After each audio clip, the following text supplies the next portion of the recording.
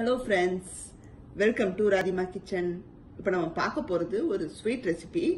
வாழைப்பழத்தை வச்சு ஒரு பணியாரம் பண்ண போறோம். ஸ்வீட் பணியாரம் பண்ண போறோம். இதுக்கு வந்து என்னென்ன தேவைன்னு பார்த்துக்கலாம்.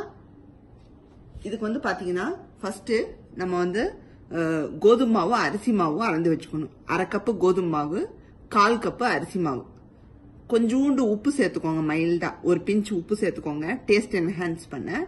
அப்புறம் சோடா உப்பு ஒரு பிஞ்சு சேர்த்துக்கோங்க. சேர்த்து நான் எல்லாத்தையும் சேர்த்து வச்சிருக்கேன் ஒரு பவுல்ல.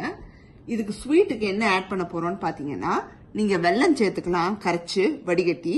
அப்படி இல்லைன்னா இந்த மாதிரி பிரவுன் சுகர் கடையில கிடைச்சா, நாட்டு சக்கரைன்னு சொல்லுவாங்க பாத்தீங்களா, அது சேர்த்துக்கோங்க. நான் இந்த ஊர்ல கிடைக்கிற பிரவுன் சுகர் வச்சு பண்ணி காமிக்க போறேன்.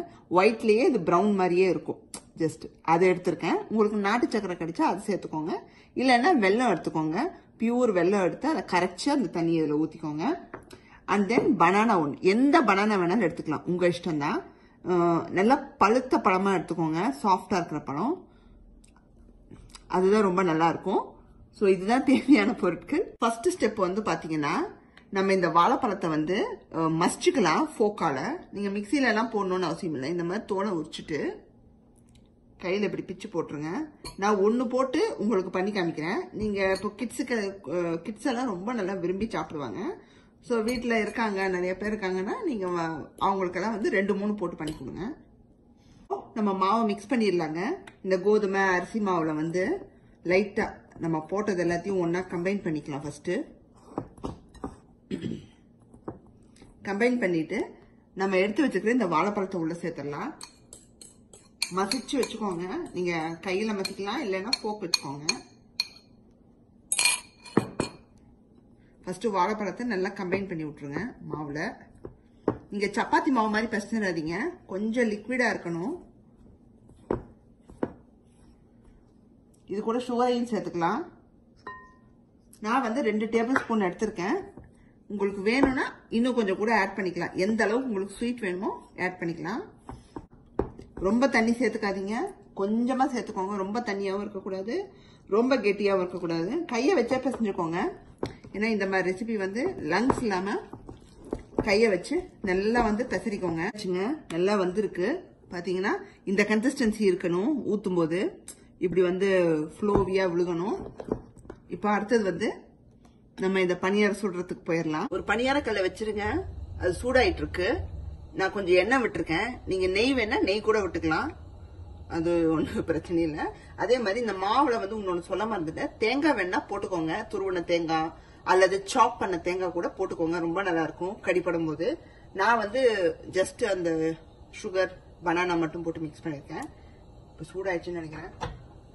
ரொம்ப விடாதீங்க, நல்லா ஒரு கலந்துட்டு விடுங்க, ஏன்னா கீழே போய் எல்லாம் ஸ்டே ஆயிட்டு இருக்கும். சும்மா ஜஸ்ட் அந்த முக்கால் பதம், அவ்வளவுதாங்க.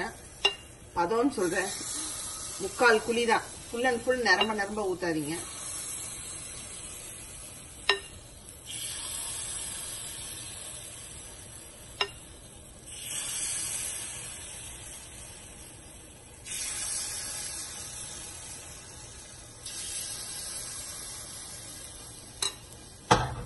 இப்போ மேல கொஞ்சம் எண்ணெய் விட்டுக்கலாங்க.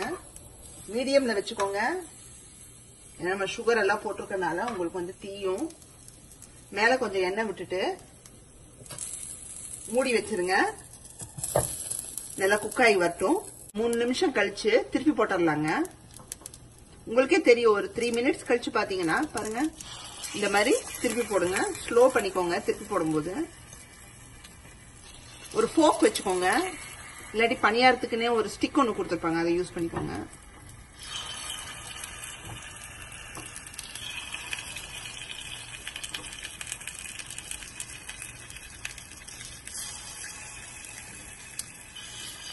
திருப்பி போட்டு இன்னும் ஒரு 2-3 மினிட்ஸ் வந்து குக் ஆகட்டுங்க. அப்புறம் சர்வ் பண்ணிடலாம். பாருங்க, சுவையான இனிப்பு வாழைப்பழம் பணியாரம் ரெடி ஆயிடுச்சுங்க. கண்டிப்பா இதை ட்ரை பண்ணி பாருங்க. நல்லா சாஃப்டா வந்திருக்கு. ட்ரை பண்ணி பார்த்துட்டு கீழே கமெண்ட்ஸ் போடுங்க. இந்த வீடியோ உங்களுக்கு பிடிச்சிருந்தா லைக் பண்ணுங்க, ஷேர் பண்ணுங்க. சப்ஸ்கிரைப் பண்ணாதவங்க ராதிமா கிச்சனுக்கு சப்ஸ்கிரைப் பண்ணுங்க. பாய்.